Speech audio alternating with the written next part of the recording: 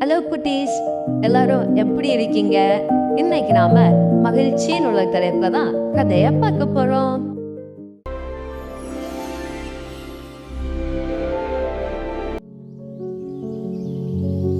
பசுமை நிறைந்த காட்டுல பல விலங்குகள் சந்தோஷமா வாழ்ந்து வந்தன.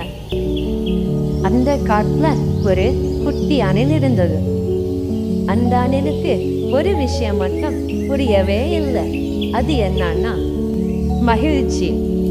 அது எங்கே இருக்கிறது, எப்படி இருக்கும்னு தன் தேடல ஆரம்பிச்சது. வாங்க பிள்ளைகளா, நாமும் அதோடு கூட சேர்ந்து தேடலாம். யானை மெல்ல மெல்ல நடந்து வருகையில் அணில் யானையை பார்த்து, அண்ணே, சாப்பிட்டு சாப்பிட்டு ரொம்ப இழைச்சு போயிட்டீங்க. அட போங்க தம்பி, நானே 2 நாளாக சாப்பாடு இல்லாம இருக்கேன். நீ எதற்காக இங்கு வந்தாய்? அண்ணே, நீங்க பெரிதாக இருக்கிறீங்க. உங்களுக்கு பல நண்பர்கள் இருப்பாங்க. நீங்க சந்தோஷமா இருக்கிறீங்களா? சில நேரங்களில் தான். ஆனா என் உடம்பு பெரியதுனால என்னால எதுவும் விரைவா செய்ய முடியல. அதனால நான் சந்தோஷமாவே இல்லை. ஏமாற்றத்துடன் அணில் மெல்ல மெல்ல தன் தேடல ஆரம்பிச்சது. அணில் நடந்து வருகையில் குரங்கை சந்திக்கிறது. குரங்கண்ணே, நீங்க வேகமா குதிக்கிறீங்க. ஒரு மரத்திலிருந்து இன்னொரு மரம் தாவுறீங்க. உங்களுக்கு மகிழ்ச்சி இருக்கிறதா? நான் வேகமாக தான் இருக்கேன். ஆனா சில நேரங்களில் என் மீது கல்லெறிவார்கள், துன்புறுத்துவார்கள்.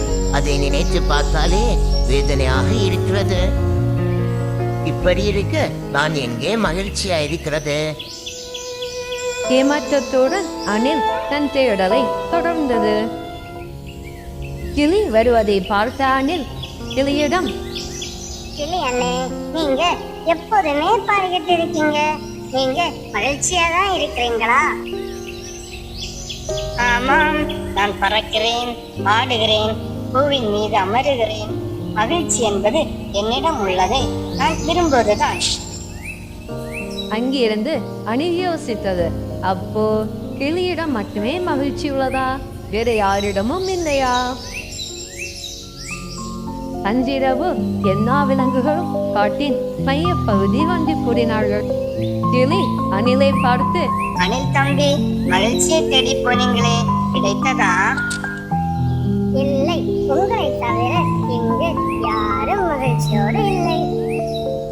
கிளி மற்ற விலங்குகளை பார்த்து, நம்ம எல்லோரும் அற்புதமாக படைக்கப்பட்டிருக்கிறோம். அதுவே மகிழ்ச்சி தான்.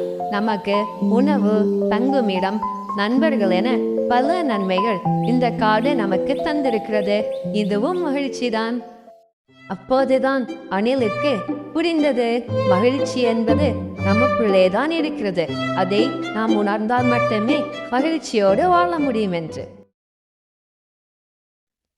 மகிழ்ச்சி என்பது நமக்குள்ளேதான் இருக்கிறது. அதை நாம் உணர வேண்டும். உணர்ந்தால் மட்டுமே மகிழ்ச்சியோடு வாழலாம். இதை நம் குழந்தைகளுக்கும் சொல்லிக் கொடுக்க வேண்டும். கதை பிடிச்சிருந்தா லைக் பண்ணுங்க, ஷேர் பண்ணுங்க, சப்ஸ்கிரைப் பண்ணுங்க.